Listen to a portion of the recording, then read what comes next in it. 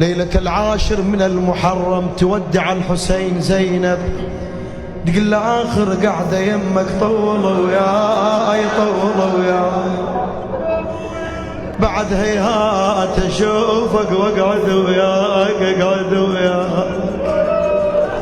تقول له أريد الليلة أكون بقد عمر نوح، حتى اشبع بواتش عليك وانعاك وانعاك. تقول له يا ابن امي باكر وين اشوفك بالسما وخيل، كبيرة المعركة وين امشي والقاك وين امشي والقاك. يا اخوي تسولف بالليل للحسين يا علي